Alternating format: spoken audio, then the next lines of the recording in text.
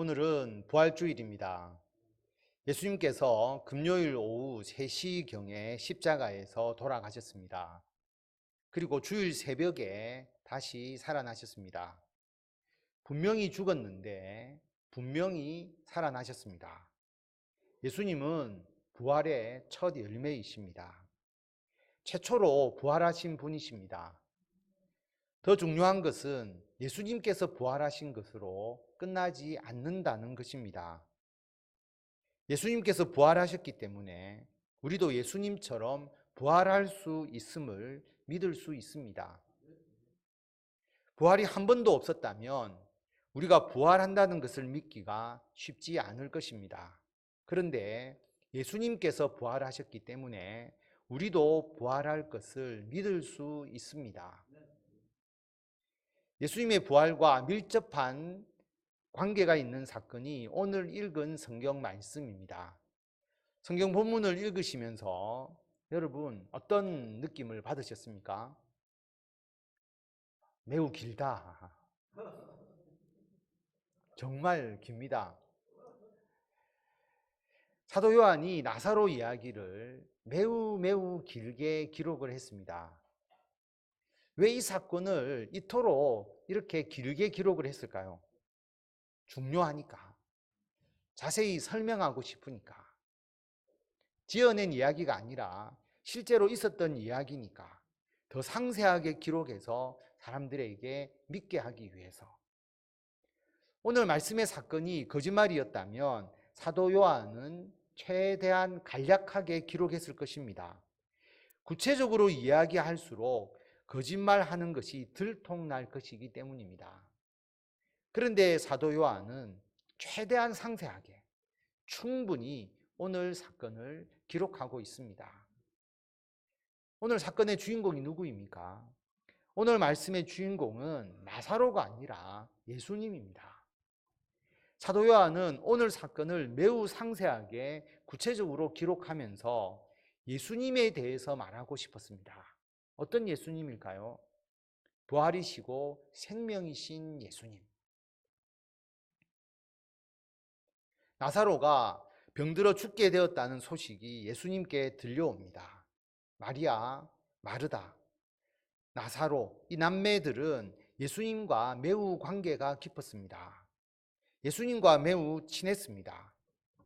마리아와 마르다가 나사로가 병이 드니까 예수님께 사람을 보내어서 사랑하는 자가 병들었습니다 라고 말했고, 예수님은 제자들에게 우리 친구 나사로가 잠들었다, 죽었다 라고 하는 것이죠. 우리 친구 나사로라고 칭한 것으로 보아서 예수님도 이 남매, 특히 나사로를 매우 좋아하시고 이 남매들도 예수님을 사랑하고 따랐음을 알 수가 있습니다.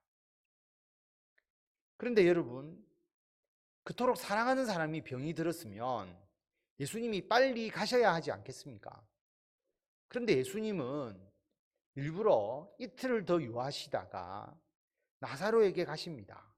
아주 긴급하게 조금이라도 빨리 가셔서 병을 고쳐주려고 하지 아니하셨습니다. 그리고 이 병은 죽을 병이 아니다. 하나님의 영광을 위함이다. 하나님의 아들이 영광을 얻게 하기 위함이다. 그렇게 말씀하셨습니다. 그런데 예수님과 제자들이 나사로에게 가보니 나사로가 이미 무덤에 있은 지가 나흘이나 되었습니다.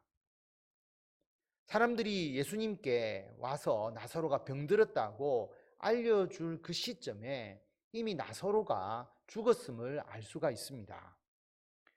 죽은 지 나흘이 되었기 때문에 이제 더 이상 다시 살아날 수 없는 상태입니다. 더운 지방이기 때문에 이미 시신이 부패하기 시작했습니다. 시신에서 냄새가 났습니다. 이미 부패가 시작되어서 냄새가 나는 시신이므로 사람들은 아무리 기적을 행하시는 예수님이라 할지라도 이제는 어떻게 할 수 없다, 그렇게 생각했습니다. 그래서 마르다도 마리아도 예수님께서 일찍 오셨더라면 오라버니가 죽지 않았을 것이라고 말합니다. 마르다도 마리아도 예수님은 병든 자를 치유하시고 죽지 않게 하실 수는 있겠지만, 이렇게 이미 죽은 자는, 시신이 부패할 정도로 시간이 지난 이 시점에서는 예수님도 어떻게 하실 수 없다고 그렇게 여겼기 때문입니다. 그런데 예수님께서는 죽은 자도 살릴 수 있으신 분이십니다. 예수님께서는 우리 친구 나사로가 잠들었다, 그러니까 내가 깨우러 간다라고 말씀하셨습니다. 예수님의 입장에서는 나사로가 죽은 것이 아니라 잠들어 있는 상태였습니다. 깨우기만 하면 되는 상태. 회당장 야이로의 딸이 죽었을 때에도 예수님은 잔다라고 표현을 하셨습니다. 누가복음 8장 52절에 보면 모든 사람이 아이를 위하여 울며 통곡하며 예수께서 이르시되 울지 말라, 죽은 것이 아니라 잔다 하시니, 그들이 그 죽은 것을 아는 거로 비웃더라. 예수님은 죽은 자를 보고 잔다라고 말씀을 하셨고, 사람들은 죽었는데 잔다라고 하면서 예수님을 비웃었습니다. 여러분, 죽음이 모든 것의 마지막이고 끝이면 죽은 것입니다. 아무것도 할 수 없고 느낌도 없고 생각도 없고 부패되어서 먼지가 되어 버리는 것, 그것은 죽음입니다. 그러나 예수님 앞에서는 죽음이 끝이 아닙니다. 예수님께서 죽은 자를 다시 살리실 수 있으니 죽은 것이 아니라 잠자는 것일 뿐입니다. 그럼 예수님은 언제든 죽은 자를 다시 살릴 수 있으니 나사로의 죽음 앞에 아무런 감정이 없었을까요? 그렇지 않습니다. 예수님께서 나사로의 집에 찾아가셨을 때 나사로의 죽음의 소식을 듣습니다. 그리고 나사로의 남매 마리아, 마르다가 우는 것, 그리고 나사로를 조문하기 위해서 온 많은 사람들이 우는 것을 보았습니다. 그리고 예수님도 눈물을 흘리셨습니다. 요한복음 11장 33절에 보면 예수께서 그가 우는 것과 또 함께 온 유대인들이 우는 것을 보시고 심령에 비통히 여기시고 불쌍히 여기사, 예수께서 눈물을 흘리셨다라고 기록하고 있습니다. 마리아가 울고 유대인들이 울었다라는 이 운다는 표현은 대성통곡했다는 뜻입니다. 예수님께서 그들이 그렇게 대성통곡하는 모습을 보시면서 심령에 비통히 여기시고 불쌍히 여기셨습니다. 비통히 여기셨다라고 하는 의미는 크게 분노하셨다라고 하는 표현입니다. 여러분, 왜 예수님께서 크게 분노하셨을까요? 그 사람에 대해서 분노한 것이 아닙니다. 사망과 사탄에 대해서 분노하신 것입니다. 예수님께서 바로 앞에 계심에도 불구하고 사람들은 죽음을 경험할 때에 대성통곡합니다. 마치 모든 것이 끝인 듯이 절망하면서 낙담하고 통곡합니다. 예수님께서는 사람들을 이처럼 낙담하게 만드는 사망과 사탄에 대해서 분노하셨습니다. 불쌍히 여기셨다라고 표현된 본래적 의미는 마음이 동요했다, 격동했다라고 하는 뜻입니다. 그래서 세번역에는 예수께서는 마리아가 우는 것과 함께 따라온 유대 사람들이 우는 것을 보시고 마음이 비통하여 괴로워하셨다. 공동번역 개정판에는 비통한 마음이 북받쳐 올랐다. 사탄은 죽음에 대한 위협으로 사람을 굴복시키려고 합니다. 누구나 한 번 죽는 것인데 죽음을 앞에 두고 어떤 사람은 예수님에 대한 믿음을 포기합니다. 죽음에 대해서 낙담하고 절망하면서 삶을 포기하기도 합니다. 사탄은 예수님 앞에서 잠자는 것에 불과한 죽음을 마치 자신들의 무기인 것처럼 휘두릅니다. 그 휘두름에 많은 사람들이 사탄 앞에, 죽음 앞에 무릎을 꿇습니다. 예수님은 그러한 모습에 마음이 비통해지시면서 괴로워하십니다. 예수님은 사탄과 죽음에 대해서는 비통한 마음을 가지시지만 슬퍼하는 사람들을 위해서는 함께 눈물을 흘리셨습니다. 통곡하신 것이 아니라 눈물을 흘리셨습니다. 사망의 권세에 억눌러서 통곡하고 괴로워하는 사람들을 보시면서 깊은 연민과 긍휼을 느끼셨습니다. 나사로를 정말 사랑하셨기 때문에 사랑에서 우러러나는 눈물을 흘리셨습니다. 장례 예식을 위해서 영락공원을 가보면 예수님을 믿지 않는 사람들은 대성통곡을 합니다. 죽음을 끝으로 마지막으로 여깁니다. 죽음 앞에 절망하는 경우를 많이 봅니다. 그런데 기독교 장례를 하시는 분들은 눈물을 흘립니다. 부활과 하나님의 나라에 대한 소망을 가지고 있기 때문입니다. 물론 지금 당장 헤어짐에 대한 아쉬움과 슬픔이 왜 없겠습니까? 더 오랫동안 우리와 함께 하고 싶은 우리의 마음에서 비롯되는 눈물과 애통이 우리들에게도 있습니다. 그러나 아무리 큰 소리로 운다고 해도 부활과 하나님의 나라에 대한 소망을 가지는 그리스도인이기 때문에 우리가 우는 것과 예수님을 믿지 아니하는 사람들이 우는 것의 그 의미가 다릅니다. 제가 저희 선친에 발인 예배를 드리는데 흐르는 눈물을 주체할 수가 없었습니다. 마음에는 감사함이 넘치는데 눈물은 끝도 없이 흘러내렸습니다. 제 선친은 마지막에 암으로 투병을 하시다가 하나님의 부르심을 받았는데 돌아가시기 바로 전날 밤에 온 가족과 함께 의식이 있으신 채로 임종 예배를 함께 드렸습니다. 그리고 그 다음날 너무나 평안하게 하나님의 부름을 받으셨습니다. 34, 5년을 헌신하신 그 교회당에서 많은 분들이 함께 하셔서 발인 예배를 드리는데 제 마음에는 한평생 하나님을 위해서 저희 선친을 헌신하게 하시고 아버지의 모든 삶을 처음부터 끝까지 지켜주신 하나님께, 그리고 이제는 이 땅에서의 모든 수고를 내려놓고 하나님 나라에서 영원하게 안식하신 하나님께 깊은 감사가 넘쳐났습니다.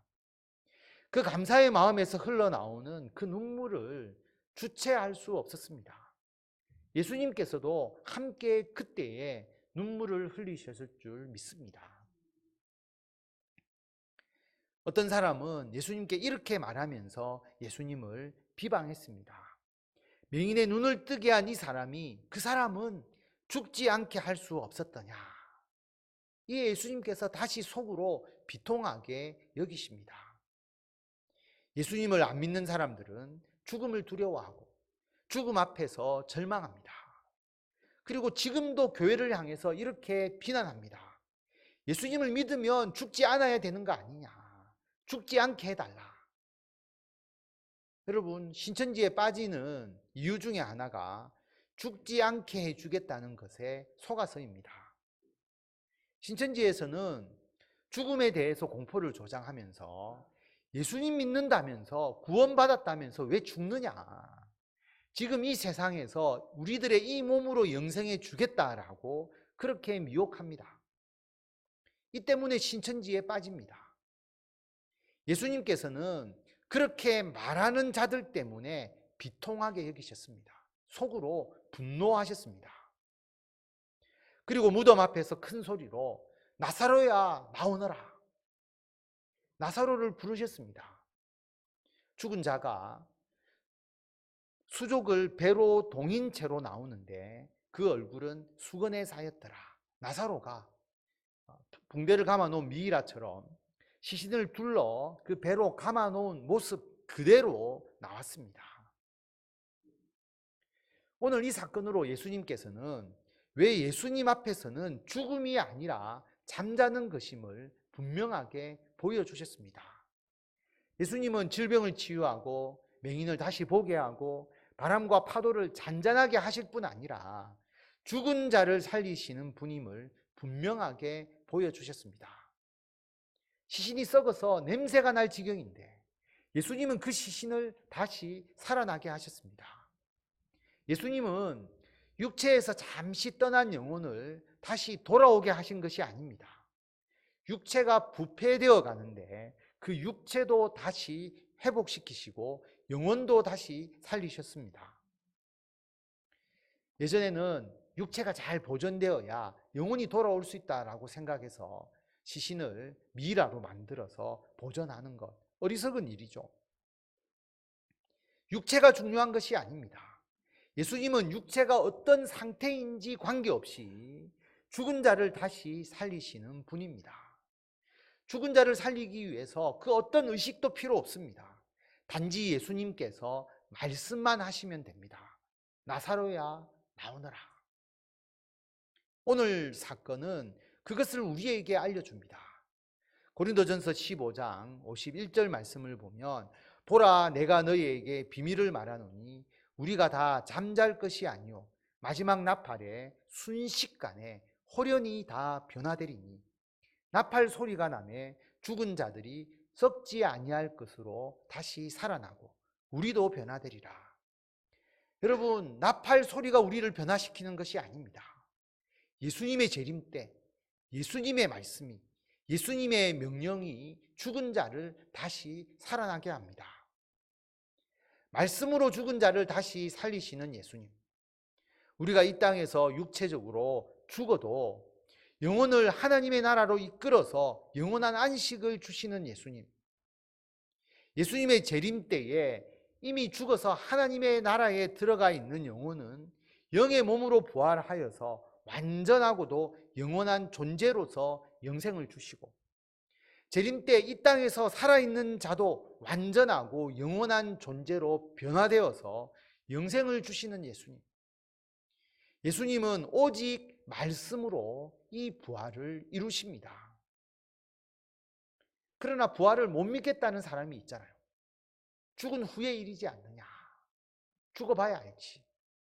그래서 예수님께서 이 땅에 계실 때에 죽은 자를 다시 살리심으로써, 시신이 부패하여 냄새가 나는 자를 다시 살리심으로써, 오직 나사로야 나오너라, 말씀으로 죽은 자를 다시 살리시는 분이심을 보여주심으로써 죽은 자의 부활과 영생은 예수님께 속한 것임을 만천하에 드러내셨습니다. 이것이 너무나 중요한 증거이기 때문에 사도 요한은 이 사건을 아주 상세하게 구체적으로 기록한 것입니다. 예수님께서는 부활절을 맞이하여서 지금 우리들에게 질문하십니다. 예수님께서 마르다에게 하신 질문이기도 합니다. 예수께서 이르시되 나는 부활이요 생명이니 나를 믿는 자는 죽어도 살겠고 무릇 살아서 나를 믿는 자는 영원히 죽지 아니하리니 이것을 내가 믿느냐? 여러분, 이것을 믿으십니까? 예수님은 부활이고 생명이십니다. 예수님께서는 부활하신 분이시다 아니고요, 예수님은 부활을 하도록 하시는 분이시다 아니고요, 예수님이 부활이십니다. 예수님이 없으면 부활도 없습니다. 예수님은 부활의 첫 열매이십니다. 예수님을 부인하는 자는 부활도 없습니다. 예수님을 믿는 자는 예수님처럼 부활합니다. 그래서 예수님께서 부활이십니다. 부활은 곧 생명입니다. 부활이 없으면 생명도 없고 생명이 없으면 부활도 없습니다. 예수님이 부활이며 생명입니다. 예수님을 믿으면 부활하며 영원한 생명을 얻습니다. 예수님을 믿는 자는 죽지만 다시 삽니다. 죽어도 다시 사니까 영원토록 죽지 않습니다. 나를 믿는 자는 죽어도 살겠고 무릇 살아서 나를 믿는 자는 영원히 죽지 아니할 것이다. 이 두 말씀은 같은 말씀입니다. 죽어도 다시 사니까 영원히 죽지 않는 것입니다. 사나 죽으나 육체적으로는 살아있으나 죽어있으나 예수님을 믿는 자는 영원히 삽니다. 여러분, 믿으십니까? 예수님을 믿는 자에게 죽음은 잠자는 것입니다. 잠을 자니까 잠에서 깨어납니다. 찬송가 440장을 보면 어두운 그늘 나를 애워 살 때에 주가 함께 계심 믿고 자려네. 죽은 후에 천국에서 깨어나 예수 함께 길이 길이 살리라. 어디를 가든지 겁낼 것 없네. 어디든지 예수 함께 가려네. 아멘. 우리 같이 한번 불러볼까요? 어두운 그늘 나를 애워 살 때에 주가 함께 계심 믿고 자려네. 죽은 후에 천국에서 깨어나 예수 함께 길이 길이 살리라. 어디를 가든지 겁낼 것 없네. 어디든지 예수 함께 가려네. 아멘. 사도 바울은 부활에 대해서 고린도 교회에 편지를 써서 상세하게 설명해 주었습니다. 그 내용이 고린도전서 15장에 있는데 부활장이라고 합니다. 사도 바울은 부활에 대해서 매우 자세히 설명한 후에 마지막에 이렇게 끝을 맺습니다. 고린도전서 15장 57절에 보면 우리 주 예수 그리스도로 말미암아 우리에게 승리를 주시는 하나님께 감사하노니 그러므로 내 사랑하는 형제들아 견실하며 흔들리지 말고 항상 주의 일에 더욱 힘쓰는 자들이 되라. 이는 너희 수고가 주 안에서 헛되지 않은 줄 알미라. 우리가 죽지 않고 부활하여서 영원한 생명을 얻은 것에만 만족해서는 되지 않습니다. 나는 죽어서 천국 가니까 죽음이 두렵지 않다, 안심이 된다, 그것에만 머물러서도 안 됩니다. 우리가 예수님을 믿고 부활과 생명을 은혜로 받았으니 우리는 견실하고 흔들리지 말고 주의 일에 더욱 힘써야 합니다. 죽음도 그 어떤 것도 두려워할 필요가 없습니다. 하나님께서 우리에게 맡겨주신 사명을 담대하게 행하면 됩니다. 히브리서 11장 35절에 보면 어떤 이들은 더 좋은 부활을 얻고자 하여 심한 고문을 받되 구차히 풀려나기를 원하지 아니하였으며, 믿음의 선배들은 고문과 죽음 앞에서도 부활을 소망하면서 믿음을 버리지 않았습니다. 오히려 내가 구차하게 풀려나기보다는 순교를 선택하기도 했습니다. 부활의 소망이 어떤 상황 속에서도 우리가 예수님을 믿는 믿음을 지키게 합니다. 뿐만 아니라 우리의 수고는 주 안에서 헛되지 않습니다. 우리들에게는 부활과 영원한 생명, 영원한 하나님의 나라가 있기 때문에 우리가 이 땅에서 주님을 위해서 수고한 모든 일이 기억되고 그 열매가 영원토록 우리와 함께합니다. 그러므로 성도 여러분, 하나님께서 맡기신 일에 열심을 다하시기를 바랍니다. 일회용 접시에 아무도 애착을 가지지 않습니다. 한번 쓰고 버릴 것이기 때문입니다. 그런데 접시를 잘 만들어서 대대손손 가보로 남겨줄 것이라면 그 접시를 만들고 보관하고 사용하는데 얼마나 공을 들이겠습니까? 우리의 인생은 일회용품이 아닙니다. 부활과 생명이신 예수님 안에서 영원하고 소중한 보물과 같은 존재입니다. 그러므로 작은 일에도 최선을 다하시고 하나님의 영광을 높이 드러내시는 성도 여러분이 되시기를 바랍니다. 나사로가 죽었다가 다시 살아났습니다. 여러분, 그 뒤에 어떻게 되었을까요? 바로 뒤에 요한복음 12장을 보면 나사로의 남매 마리아는 300데나리온, 노동자가 300일을 벌어야 벌어들일 수 있는 그 돈의 가치가 있는 귀한 나드 향유를 예수님의 발에 붓고 머리카락으로 그 발을 닦았습니다. 부활과 생명이신 예수님께 헌신하고 온전히 자신을 드립니다. 그리고 9절에 보면 유대인의 큰 무리가 예수께서 여기 계신 줄을 알고 오니 이는 예수만 보기 위함이 아니요 죽은 자 가운데서 살리신 나사로도 보려 함이러라.